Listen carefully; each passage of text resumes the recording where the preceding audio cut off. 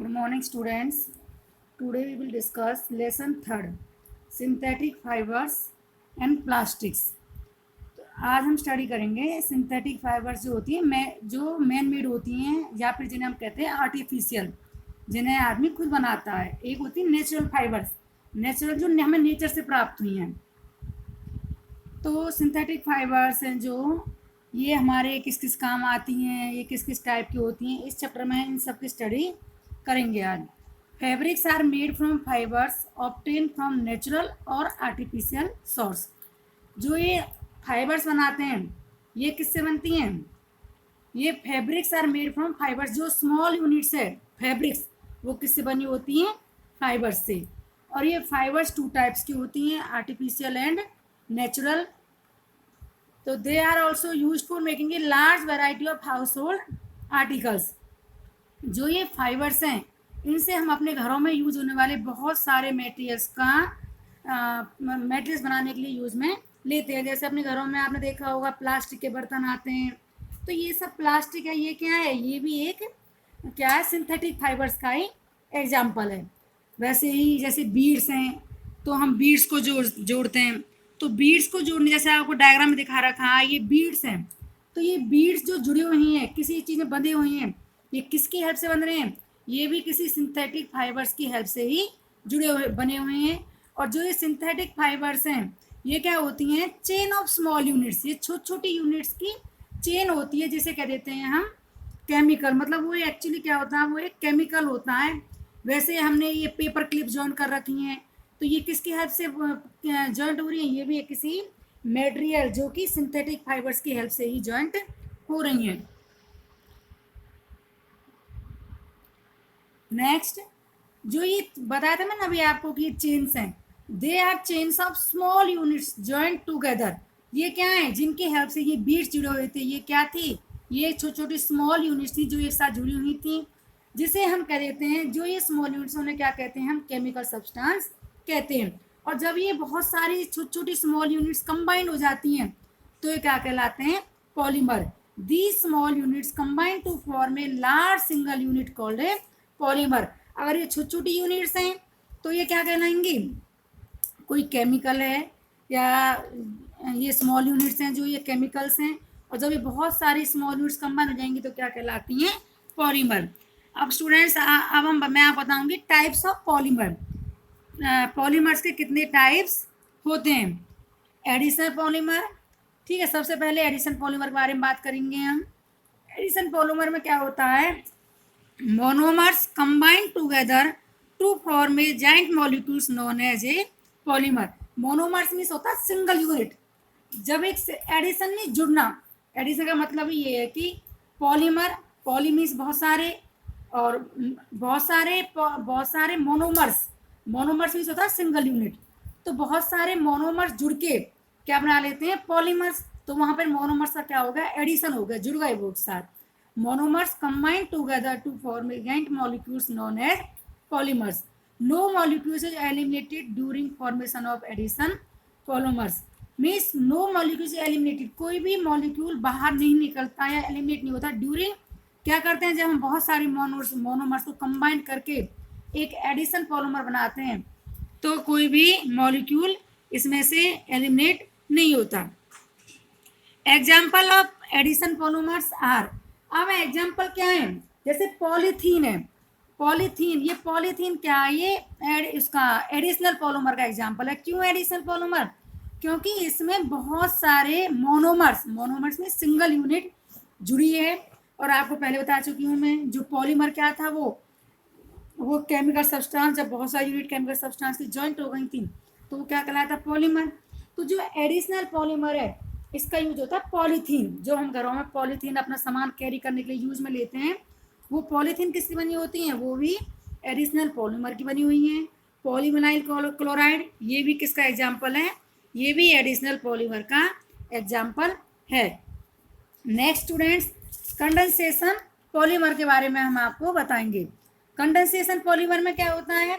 Several small units of monomers, इसमें भी monomers, उसमें मोनोमर्स थे, इसमें क्या, इसमें भी क्या कंडेंसेशन है? इसमें भी बहुत सारी यूनिट्स हैं मोनोमर्स की, कंबाइन विथ ईच अदर ए टू साथ कंबाइन होती हैं along with the elimination of simple molecules like water to form polymer unit.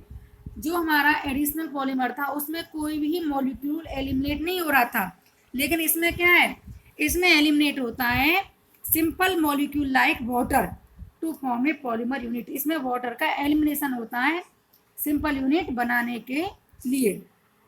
Next students, अब मैंने आपको दो पॉलीमर्स के बारे में बताया, एडिशनल और ये इसके बारे में कंडेंसेशन पॉलीमर के बारे में। तो एग्जाम्पल, उसके एग्जाम्पल क्या थे, पॉलीथीन थी और दूसरा बताया था मैंने आपको पॉलीविनाइल क्लोराइड। लेकिन इसका एग्जाम्पल क्या है, example of condensation polymers are nylon 66 and terylene etcetera. जो नाइलॉन है ये बहुत ज़्यादा स्ट्रॉन्ग फाइबर्स के अंदर आती है। नायलॉन बहुत स्ट्रॉन्ग फाइबर है, इसकी रॉप्स बनाई जाती हैं, जो ये होते हैं ना जो क्लाइंब्स पे चढ़ते हैं, जो इस पे रॉक्स वगैरह पे चढ़ते हैं, तो ये जो बहुत स्ट्रॉन्ग फाइबर्स होती हैं, रस्सी जो होती है किसकी बनी होती है, नायलॉन की बनी होती है। वैसे टेरिलीन है, टेरिलीन का यूज़ मैं आपको बाद बताऊँगी। तो ये भी बहुत सारे पॉलीमर्स के एग्जाम्पल हैं, ये कंडेंसेशन पॉलीमर का एग्जाम्पल है। Next polyester. पॉलिस्टर क्या है, fabrics made from polyester does not gate wrinkled easily. जो भी कोई फाइबर्स, जो भी कोई मटेरियल्स पॉलिस्टर का बना होता है वो रिंकल नहीं होता। रिंकल मीन्स होता है सिकुड़ना, वो इजीली नहीं सिकुड़ता। Common polyester include terylene and PET. ये टेरिलीन और पीईटी ये सिंपल, ये किसके एग्जाम्पल हैं, ये पॉलिस्टर के एग्जाम्पल हैं। अब पीईटी की फुल फॉर्म क्या होती है, पीईटी पहले मैं बता देती हूँ पीईटी का यूज क्या होता है। PET is used for making utensils, films, wires, bottles etcetera. Use क्या है इसका, पीईटी का, पीईटी बनाने काम आती है, किसके, बर्तन बनाने के काम आती है। और किस काम में आती है पीईटी, दूसरा है फिल्म्स, मतलब किस चीज़ की कोटिंग करने के नीचे से, एंड वायर्स, वो वायर्स बनाने काम आती है। ये बोटल्स वगैरह बनाने के काम क्या आती है PET. Terylene is use for making dress material, ये ड्रेस मटेरियल बनाने के काम आती है। Next acrylic, it is relatively cheaper than wool. जो बेटा एक्राइलिक होता है ये क्या होता है, वुल से सस्ता होता है। Sweaters, shawls and blanket are made from acrylic. ये जो हमारे स्वेटर होते हैं, शॉल्स होती हैं, ये किसकी बनी होती हैं, ये एक्राइलिक की बनी होती हैं। अब students, characteristics of synthetic fibres.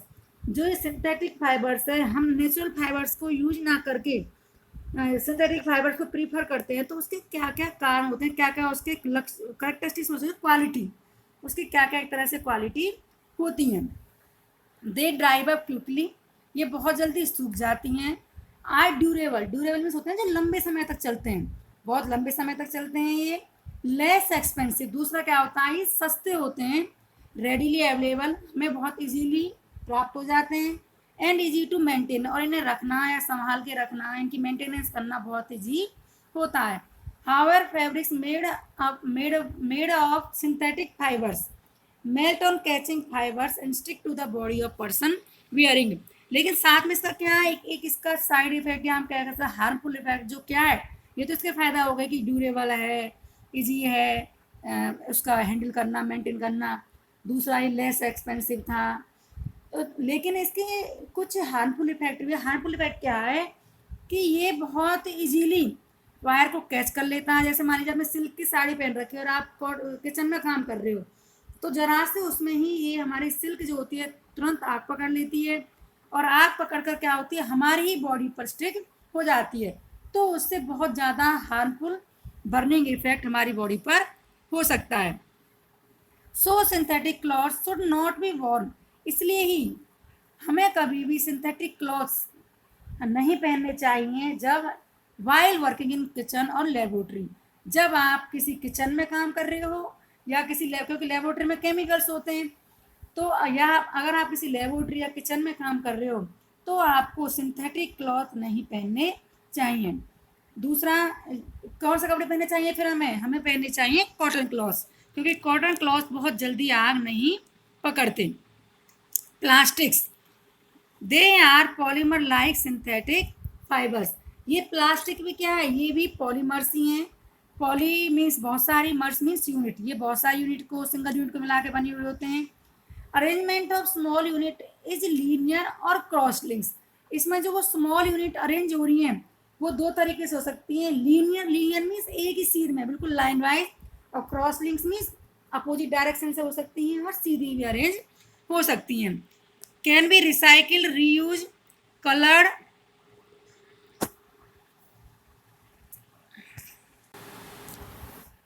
Can be recycle, reuse, coloured, melted, rolled into sheets और मेड इनटू वायर्स। क्या आप रिसाइकिल्ड मीन्स जो दोबारा से बनाई गई हो, पुनः चक्रण जिसका किया हुआ हो, या रीयूज मटेरियल को, या कलर्ड मेल्टेड मटेरियल को, या रोल्ड इनटू शीट्स, इनको आप, और मेड इनटू वायर, क्या आप इनकी वायर बना सकते हो। अब बेटा मैं बताऊंगी आपको थर्मोप्लास्टिक और थर्मोसेटिंग, ये दो टाइप्स की प्लास्टिक होती है। इसके बारे में मैं आपसे कल स्टडी करूंगी, थर्मोप्लास्टिक और थर्मोसेटिंग दोनों में, ये दोनों जो प्लास्टिक्स हैं इन दोनों में क्या डिफरेंस है, किस किस काम में ये आती हैं। Thank you.